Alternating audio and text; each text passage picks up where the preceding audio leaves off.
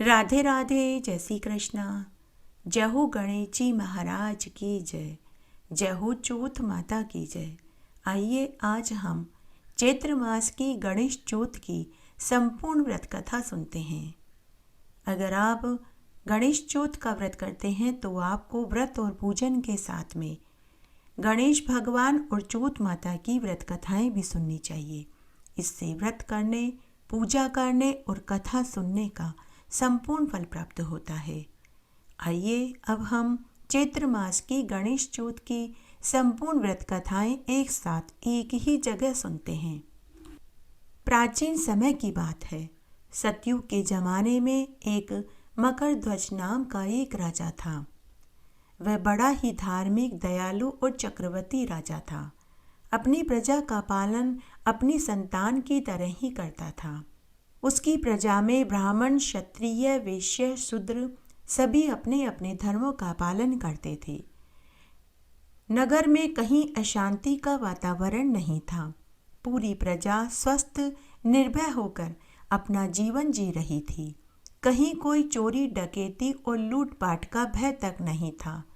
इतना सुंदर राज्य, इतनी अच्छी प्रजा और चतुर्गनी सेना होते हुए, कुबेर के धन के समान राजकोष होते हुए भी राजा मकरध्वज बड़ा ही दुखी था, क्योंकि उनकी शादी को अनेक बरस हो चुके थे, लेकिन उन्हें एक पुत्र का सुख भी नसीब नहीं हुआ। तब एक बार राजा के महल में उनके गुरु महर्षि याज्ञवल्क्य जी आए। राजा ने अपने गुरु को अपना सारा दुख सुनाया और पुत्र प्राप्ति का उपाय पूछा।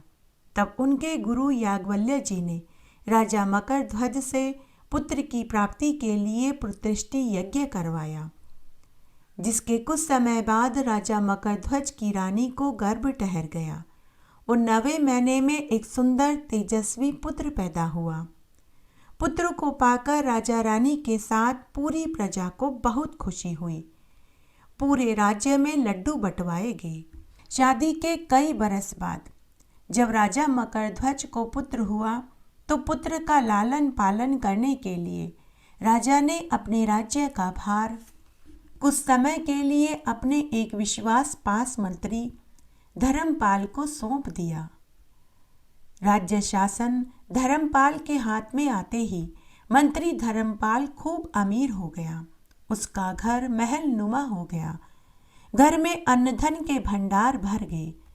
मंत्री धर्मपाल के 4 पुत्र और 4 पुत्र वधुएं थी। मंत्री के सबसे छोटे बेटे की बहू गणेश भगवान की परम भक्त थी। वह हर महीने की गणेश चौथ का व्रत करती थी और गणेश जी व चौथ माता का बड़ी ही भक्ति भाव से पूजन करती थी।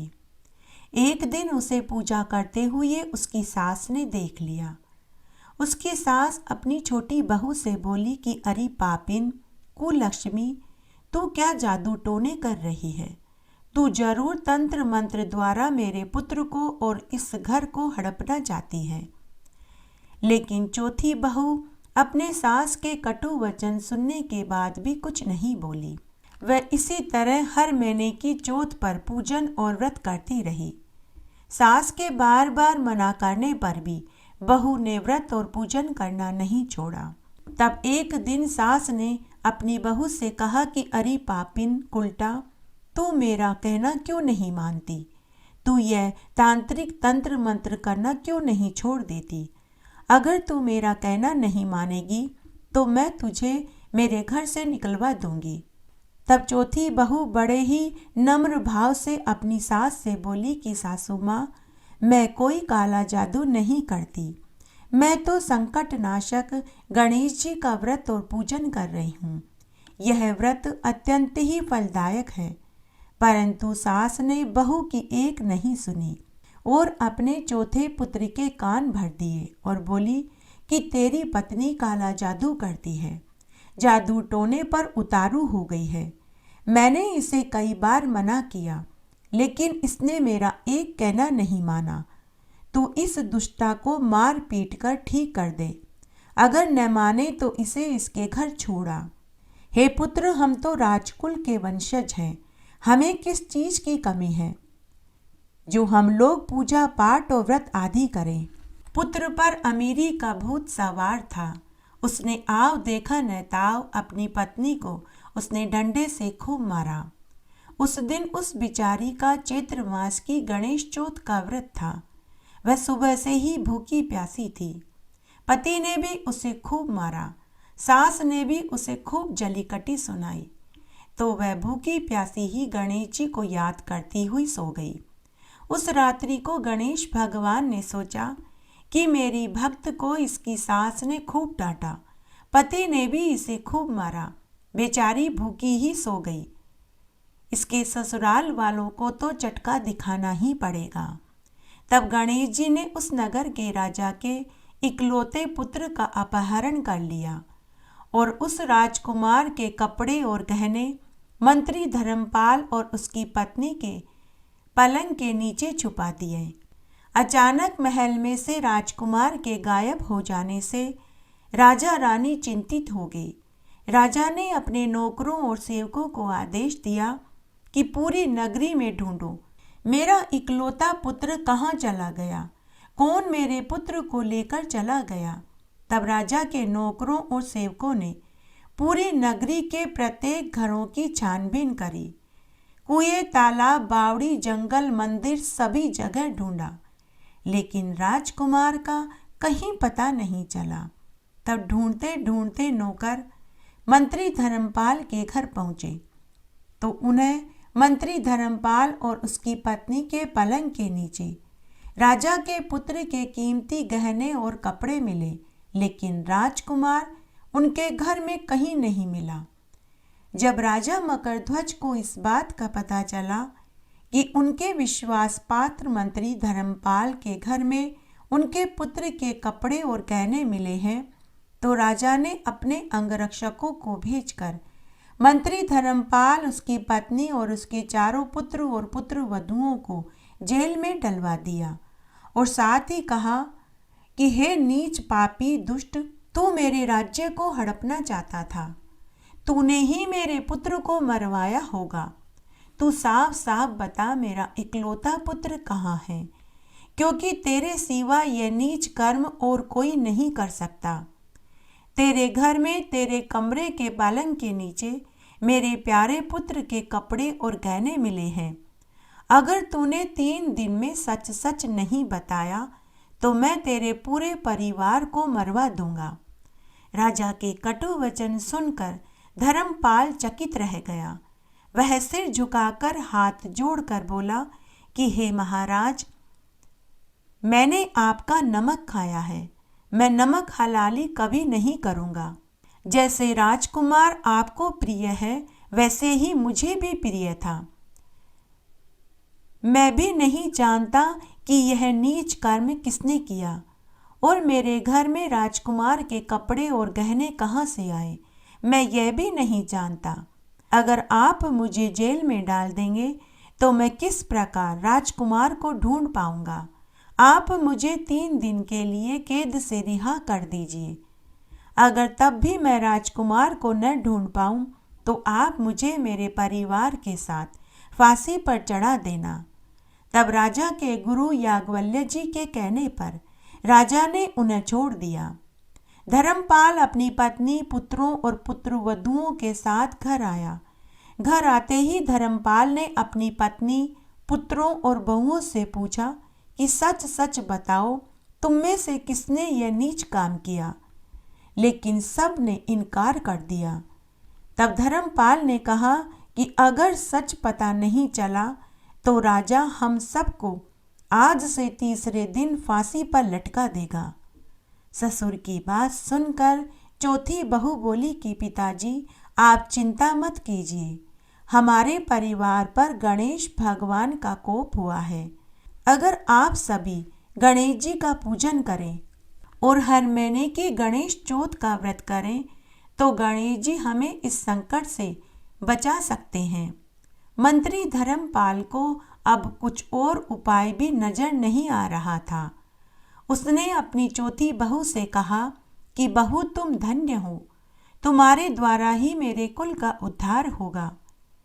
हे बहू, मैं वेद शास्त्र में हीन हूँ, मैं बड़ा ही मंद बुद्धि हूँ। तुम ही बताओ गणेश जी की पूजा कैसे करते हैं तथा किस दिन व्रत करते हैं।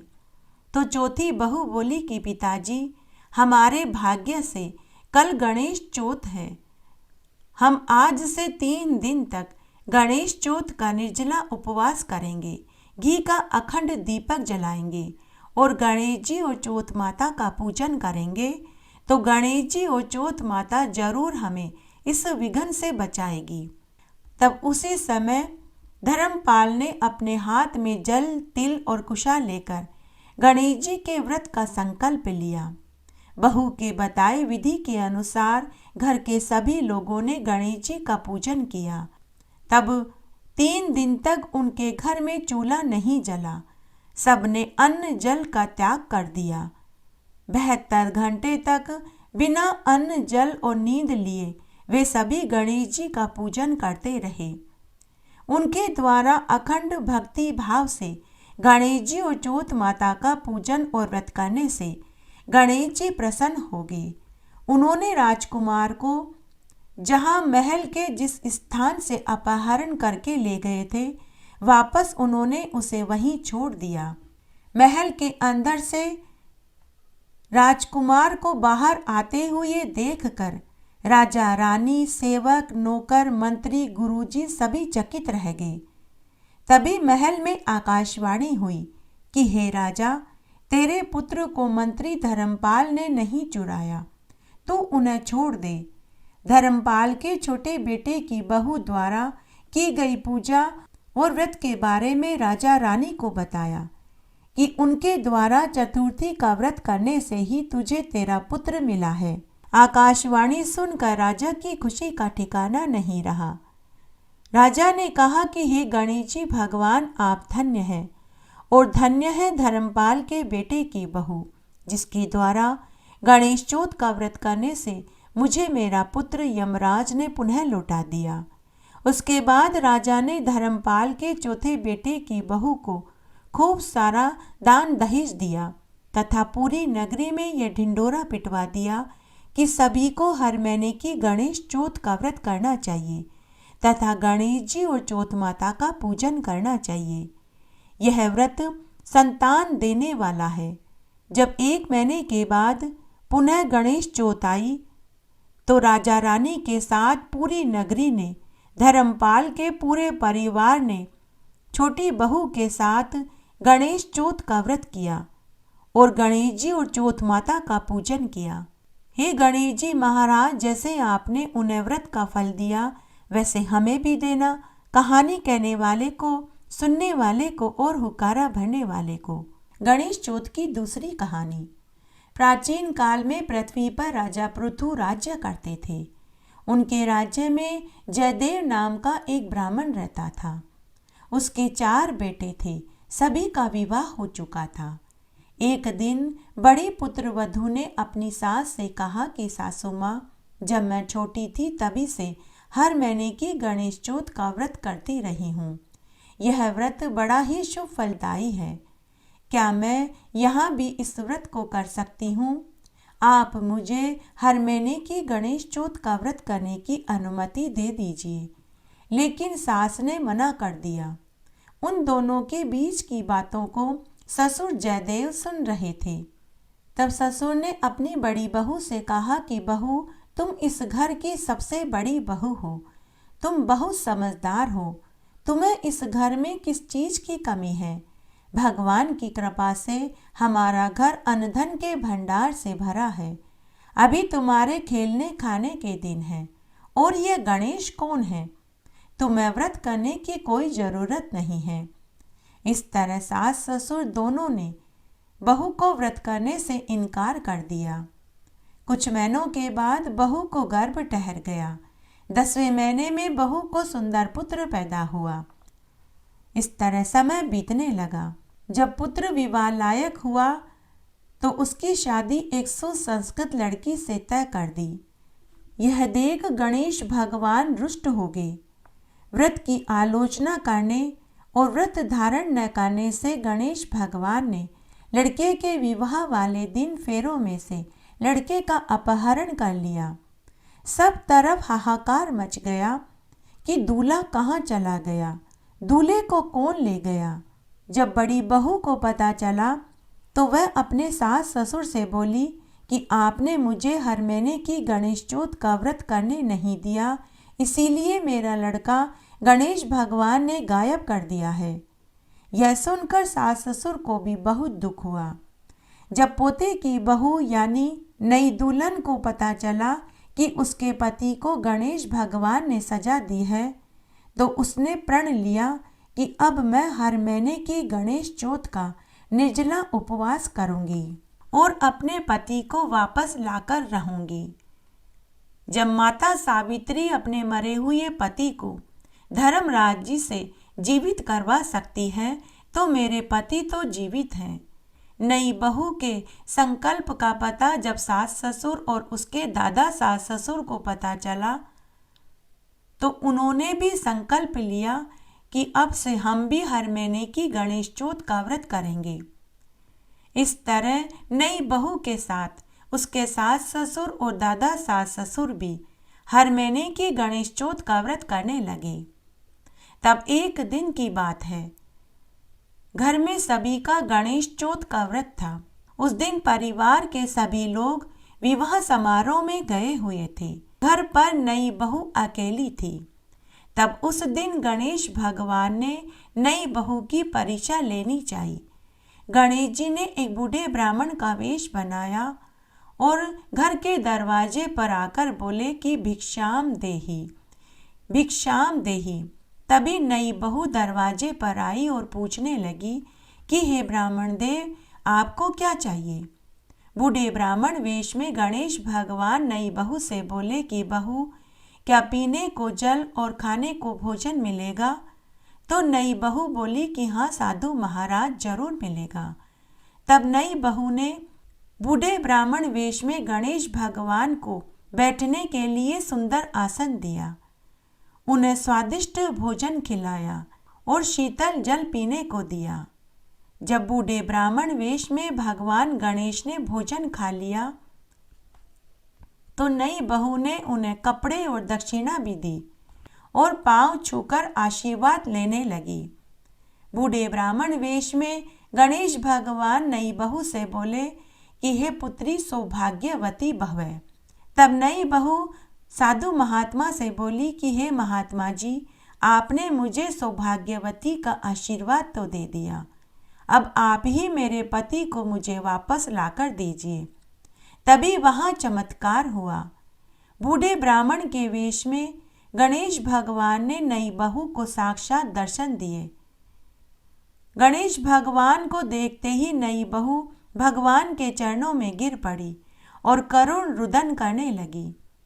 तब गणेश भगवान बोले कि बेटी, तेरा पति तुम्हारे घर के सामने पीपल के पेड़ के नीचे बैठा है। ऐसा कहकर गणेश भगवान अंतर्ध्यान हो गए।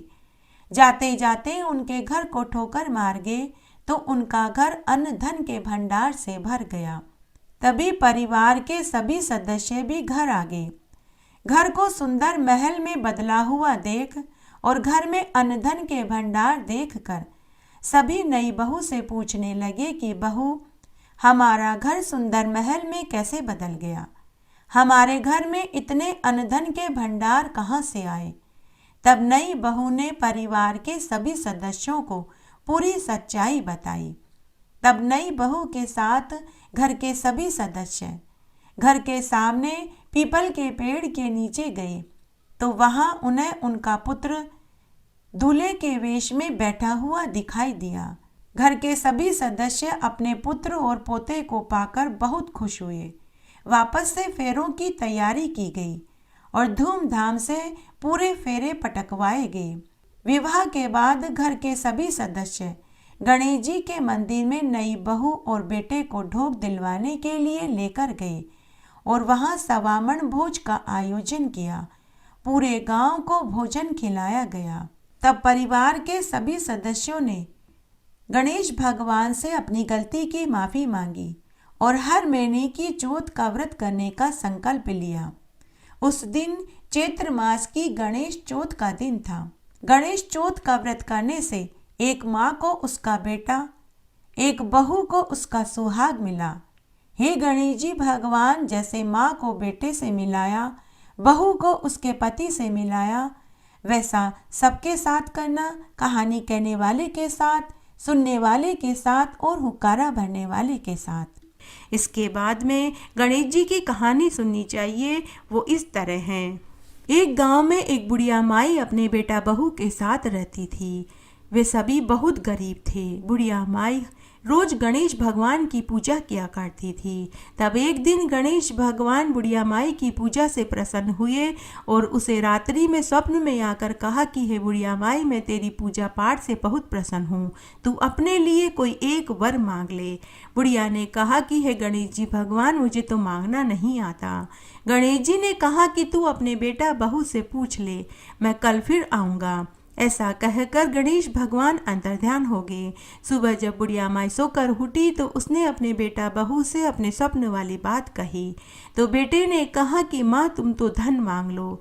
बहू ने कहा कि आप पोता मांग लो। तब बुढ़िया माई सोचने लगी कि ये दोनों तो अपने ही मतलब की बातें कर रहे हैं। तब बुढ़िया माई ने पड़ोसन से पूछा तो पड़ोसन ने कहा कि तू धन और पोते को लेकर क्या करेगी, तू तो अपने लिए आंखें मांग ले ताकि तेरी आगे की जिंदगी सुधर जाए। उसके बाद बुढ़िया माई मन ही मन सोचने लगी कि मैं ऐसा क्या मांगूं कि मेरा बेटा भी खुश हो जाए, बहू को पोता भी मिल जाए और मेरी आंखें भी आ जाए। खूब सोच विचार करने के बाद बुढ़िया ने मन ही मन सोच लिया। उसके बाद बुढ़िया माई रात्रि में सो गई। अर्धरात्रि को गणेश भगवान बुढ़िया के स्वप्न में आए और बोले कि बुढ़िया माई, मांग, तुझे क्या चाहिए। तब बुढ़िया माई बोली कि हे गणेश जी भगवान, मैं सोने के कटोरे में पोते को दूध पीता हुआ देखना चाहती हूँ। गणेश भगवान ने बुढ़िया माई से कहा कि बुढ़िया माई, तूने तो मुझे ठग लिया, तूने तो एक ही वर में सब कुछ मांग लिया। और तथास्तु का वरदान देकर गणेश भगवान अंतर्ध्यान हो गए। सुबह जब बुढ़िया माई सोकर उठी तो उसने देखा कि उसका पोता सोने के कटोरे में दूध पी रहा था और उसका घर सुंदर महल में बदल गया और पूरे घर में अन्न धन के भंडार भर गए। हे गणेश जी भगवान, जैसा आपने बुढ़िया माई को दिया वैसा सबको देना, कहानी कहने वाले को, सुनने वाले को और हुक्कारा भरने वाले को। एक बार एक साहूकार का बेटा था। वह शहर से कमाकर घर वापस लौट रहा था तो रात्रि हो गई। तो वह जंगल में एक मंदिर में पेड़ के नीचे सो गया। उसी मंदिर में एक पेड़ के बिल में एक सांप का जोड़ा रहता था। सांप को साहूकार के बेटे के ऊपर बहुत दया आई तो सांप पूरी रात उसकी रखवाली करता रहा।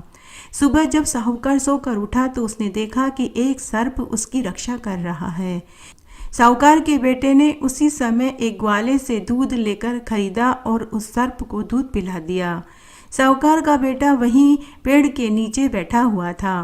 तब सांप ने अपनी सरपणी से कहा कि मैं डस कर आता हूँ। सरपणी ने कहा कि मैं भी आपके साथ चलूँगी। लेकिन सांप ने कहा कि तुम कहाँ भटकती फिरोगी, तुम यहीं रहो, मैं शाम को लौट आऊँगा। लेकिन सरपणी ने सांप से कहा कि आप तो चले जाते हो, लेकिन आपके जाने के बाद जंगल के बहुत से छोटे मोटे सांप, गोयरे, बिच्छू मेरे साथ यहाँ हंसी मजाक करने के लिए आते हैं, वो मुझे पसंद नहीं आता, इसलिए आप लक्ष्मण रेखा खींच कर जाइए। सांप ने लक्ष्मण रेखा खींच दी और सांप चला गया। थोड़ी देर बाद वहाँ बहुत से सांप, बिच्छू, गोयरे, मगरमच्छ आदि आए। सरपणी स्वयं लक्ष्मण रेखा पार करके बाहर आई और उनके साथ हंसी मजाक करने लगी। जब शाम होने लगी, जब सांप के आने का समय होने लगा तो सरपणी वापस बिल में जाकर चुपचाप बैठ गई। साहूकार का बेटा यह सब कुछ देख रहा था। उसे यह पसंद नहीं आया। उसने सोचा कि अभी तो यह सांप से कह रही थी कि सभी छोटे मोटे सांप, बिच्छू, गोयरे उसके साथ हंसी मजाक करते हैं और उसे पसंद नहीं आता, और यह स्वयं लक्ष्मण रेखा पार करके इनके साथ हंसी मजाक करने आई। और जैसे ही सांप के आने का समय हो रहा है तो यह चुपचाप जाकर बिल में बैठ गई। तब साहूकार के बेटे ने 7 छोटे छोटे पत्थर उठाए और उस सरपणी को दे मारा और वह घर आ गया। उधर सांप के वापस आते ही सरपणी कोप भवन में जाकर बैठ गई। सांप ने उससे क्रोधित होने का कारण पूछा तो सर्पणी बोली कि आज आप उसी साहूकार के बेटे को डस कर आइए जिसकी कल रात आपने रक्षा करी थी। सांप बोला कि क्या हुआ? तब सर्पणी बोली कि आपने तो पूरी रात उसकी रक्षा करी, बदले में वह मुझे 7 पत्थर की मार कर गया है। जब तक आप उसे मार कर नहीं आएंगे तब तक मैं अन्न जल ग्रहण नहीं करूंगी, तब तक मैं कुछ नहीं खाऊंगी पीऊंगी। तब सांप उस साहूकार के बेटे को डसने के लिए निकल गया। उधर साहूकार का बेटा संध्या के समय खाना खाने के लिए बैठा तो उसकी माँ पंखा झलने के लिए उसके पास ही बैठ गई और उसकी पत्नी भोजन परोसने लगी। तभी सांप वहां पहुंच गया। सांप ने देखा कि साहूकार का बेटा भोजन कर रहा है तो वह परिंदे में कुंडली मारकर बैठ गया। बहू ने जैसे ही भोजन का थाल परोसा तो उसे छींक आ गई। माँ ने कहा कि अभी ठहर जा, थोड़ी देर बाद भोजन परोसना। दूसरी बात, बहू जब पानी का गिलास रखने आई तो फिर से उसे छींक आ गई। माँ ने उसे फिर से पानी का गिलास रखने से मना कर दिया और कहा कि थोड़ी देर बाद में भोजन परोसना। तीसरी बार बहू जब फिर से भोजन की थाली लेकर आई तो उसे फिर से छींक आ गई। माँ ने उसे फिर से मना कर दिया। यह सब देखकर साहूकार का बेटा अपनी माँ से बोला कि माँ, मुझे औरतों की बातें समझ नहीं आती। आज सुबह मैंने सांप और सर्पणी की बातें सुनी। सर्पणी सांप से बोल रही थी कि मुझे हंसी मजाक करने वाले सांप, बिच्छू, गोरे, मगरमच्छ पसंद नहीं है, इसलिए आप लक्ष्मण रेखा खींच कर चले जाइए। बेचारा सांप तो लक्ष्मण रेखा खींच कर चला गया। उसके जाने के बाद सर्पणी खुद लक्ष्मण रेखा पार करके सांप, बिच्छू, गोरे और मगरमच्छ से हंसी ठिठोली कर रही थी और जैसे ही सर्प के लौटने का समय हुआ तो वह चुपचाप बिल में जाकर बैठ गई। मुझे ये 2 मुंही बातें बिल्कुल पसंद नहीं आती, इसीलिए मैंने उसे 7 पत्थर मारे और मैं घर आ गया। और घर पर यह छींक वाली बात, मुझे ये औरतों की बातें समझ नहीं आती। परिंदे में बैठा सर्प यह सब कुछ सुन रहा था। तभी सर्प ने अपना असली रूप प्रकट करके उन्हें दर्शन दिया। साहूकार की माँ और उसके बेटा बहू ने सर्प को प्रणाम किया। तब सर्प देवता ने साहूकार से कहा कि मैं तुझसे बहुत प्रसन्न हुआ, तू कोई 3 वर मांग ले। तब साहूकार दंपति और उसकी माँ ने सर्प देवता को प्रणाम किया और उनसे धन, पुत्र और यश मांगा। सर्प देवता ने उन्हें सब कुछ दिया और तथास्तु कहकर अंतर्ध्यान हो गया। सांप वापस सर्पणी के पास आया और उसने उसकी नाक काट ली और वह वहां से हमेशा हमेशा के लिए उसे छोड़कर चला गया। जब सांप सर्पणी को छोड़कर वहां से जाने लगा तो सर्पणी ने अपनी गलती पूछी। सांप ने कहा कि न पूछे तो ही अच्छा है, मैं तुझे शाप देता हूँ कि तू 7 जन्म तक पिशाच की योनि में पैदा होगी। तब सर्पणी को अपनी गलती समझ में आई और वह अपने कर्मों का फल भोगने के लिए पिशाच की योनि में चली गई। इसलिए सभी कहानियां सुनने के बाद छींक माता की कहानी जरूर सुननी चाहिए। जय हो छींक माता की। इसलिए अगर छींक आ जाए तो थोड़ी देर के लिए शुभ काम को टाल देना चाहिए। छींक का नियम रखने से साहूकार के बेटे की जान बच गई। जय हो छींक माता की। अब हम सुहाग की कहानी सुनेंगे। एक बार एक गांव में एक ब्राह्मण दंपति अपनी 5 बेटियों के साथ रहता था। उस ब्राह्मण की 5 बेटियां भगवान महादेव की परम भक्त थी। सभी भगवान महादेव जी के जल से अभिषेक करती, घी का दीपक जलाती और 5 दिन तक सुहाग की कहानी सुनती थी। चारों बेटियों का दिया तो बहुत देर तक जलता था, लेकिन 5वीं छोटी बेटी का दिया बहुत जल्दी ही बुझ जाता था। बेटी ने घर आकर अपनी माँ से यह बात कही तो माँ ने कहा कि बेटी, तू घी ज़्यादा डाल दिया कर। थोड़े समय के बाद जब वे 5 विवाह लायक हुई तो ब्राह्मण दंपति ने 5 का विवाह धूमधाम से कर दिया। बड़ी 4 बेटियों के घर में तो खूब धन दौलत थी, लेकिन 5वीं बेटी का पति रोज कमाता था और रोज ही वे खाते थे। अगर एक दिन भी उसका पति कमाने न जाए तो उन्हें भूखा रहना पड़ता था। तब एक दिन 5वीं बेटी का पति बहुत ही कम लकड़ियां जंगल से काट कर लाया तो उसने पूछा कि आज आपने इतनी कम लकड़ियां क्यों लाए हैं? पति बोला कि आज मेरी तबीयत ठीक नहीं है। तब 5वीं बेटी कुछ नहीं बोली। दूसरे दिन उसका पति जब जंगल जाने लगा तो उसकी पत्नी ने कहा कि मैं भी आपके साथ चलूंगी, हम दोनों मिलकर लकड़ी काटेंगे तो हम ज़्यादा धन कमा लेंगे। दोनों जंगल में लकड़ी काटने के लिए चले गए। लकड़ी काटते काटते ही उसकी पति की तबीयत बिगड़ने लगी और वह बेहोश होकर गिर पड़ा। तो उसकी पत्नी घबरा गई। जंगल में दूर तक और कोई नहीं था जिसकी मदद से वह अपने पति को घर ले आ पाती।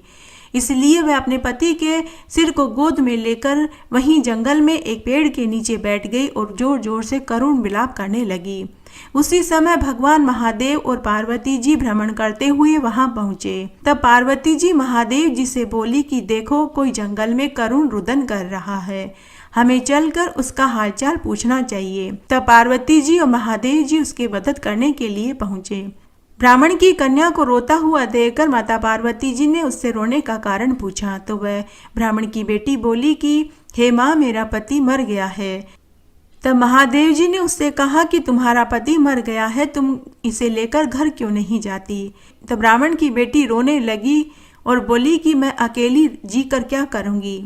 तब माता पार्वती जी को उसके ऊपर दया आई और माता पार्वती जी ने महादेव जी से कहा कि आप इसके पति को जीवित कर दीजिए। तब महादेव जी उसे देखते ही पहचान गए और बोले कि तू तो वही है जिसका दीपक जल्दी बुझ जाता था। तो ब्राह्मण की बेटी ने कहा कि हाँ। महादेव जी ने माता पार्वती जी से कहा कि हे देवी, यह तो वही ब्राह्मण की बेटी है जो सुहाग की कहानी कभी पूरी नहीं सुनती थी, इसीलिए इसका दीपक भी बुझ जाता था और आज इसके पति के मरने का भी यही कारण है। तब ब्राह्मण की बेटी भगवान महादेव जी और माता पार्वती जी के चरण पकड़कर बोली कि हे देव, कि आप मेरे पति को जीवित कर दीजिए। मैं सुहाग की कहानी 5 दिन तक दोबारा पूरी सुनूंगी और आपकी पूजा करूंगी। तब महादेव जी ने माता पार्वती जी के कहने पर उसके पति के ऊपर अमृत के छींटे दिए और उसे अमर सुहाग का आशीर्वाद देकर अंतर्ध्यान हो गए। थोड़ी देर बाद उसका पति अंगड़ाई लेते हुए उठकर खड़ा हुआ और बोला कि मुझे बहुत गहरी नींद आई। उसकी पत्नी ने कहा कि ऐसी नींद तो दुश्मन को भी नहीं आनी चाहिए। इस तरह चौथ के व्रत के अंदर सुहाग की कहानी भी सुननी चाहिए। आड़ी बाड़ी की कहानी। आड़ी बाड़ी सोनारी बाड़ी, जिमे बैठी कान कुंवारी काई पूजे। दशा माता की बाड़ी पूजे, दिहाड़ी बाड़ी की बाड़ी पूजे। गजानन भगवान की बाड़ी पूजे, सूरज भगवान की बाड़ी पूजे, विष्णु भगवान की बाड़ी पूजे, सत्यनारायण भगवान की बाड़ी पूजे, तुलसी माता की बाड़ी पूजे, ग्यारस माता की बाड़ी पूजे, माउस भगवान की बाड़ी पूजे, पतवारी माता की बाड़ी पूजे, धर्मराज जी की बाड़ी पूजे, पोपाबाई की बाड़ी पूजे, राम लक्ष्मण सीता माता की बाड़ी पूजे, विश्राम भाव जी की बाड़ी पूजे, संतोषी माता की बाड़ी पूजे, 33 कोटि देवी देवताओं की बाड़ी पूजे। बाड़ी पूजे से काई होवे, अन्न होवे, धन होवे, लाज होवे, लक्ष्मी होवे, लाभ होवे, रिद्धि होवे, सिद्धि होवे, साईं जी को साथ होवे, पुता को परिवार होवे, दोइता होवे, पोता होवे, दोइता के लिए खीरखांड रांधे, पोता बहू के लिए राबड़ी रांधे, खाटी लागे राबड़ी, मीठी लागे खीर, चढ़ी चढ़ाई लेखी आवे, गोरी ढूंढ विनायक, ढूंढना भरा भांडना, सोना का ढाकना, रिमता जिमता, दूध में रांध्या बहु परोस, सासू जी में सासू परोस, बहू जी में सासू खाटल्या बहु पाटल्या, मंदरिया मंदराली बात, गले टेका का हार, आ बात कटे की है, अमूल्य की डाल की कवे, सरोवर की पाल की कवे, अन्न के आटे की कवे, जल के लोटे की कवे, तुलसी की क्यारी की कवे, 4 भाई बहन की कवे, जो मिले तो नगर नगर न बन पावे तो 12 मन का लाडू करे, 12 मन का लाडू न बन पावे तो 6 मन का लाडू करे, 6 मन का लाडू न बन पावे तो 1.5 मन का लाडू करे, 1.5 मन का लाडू न बन पावे तो 1 मन का लाडू करे, 1 मन का लाडू न बन पावे तो 12 महीने की बात लेकर 12 सेर का लाडू करे, 6 महीने की बात लेकर 6 सेर का लाडू करे, 12 सेर में 3 सेर गुड़, 3 सेर घी, 6 सेर आटा लेकर 12 मन का 12 लाडू करे।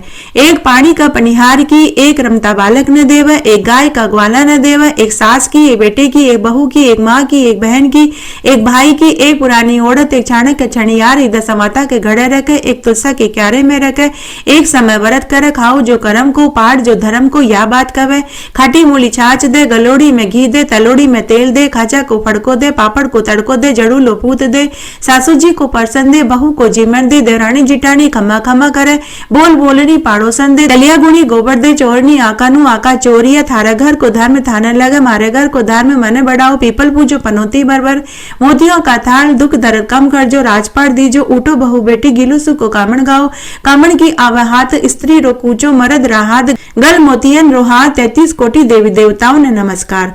उठो भाई तपसी, जीमो भाई लपसी, भाई को थान, भाभी को मान, थाने ताकि वार्ता को फल, माना माँ की कहानी, कथा और व्रत को फल। इस तरह आज हमने चैत्र मास की गणेश चौथ की संपूर्ण व्रत कथा सुनी।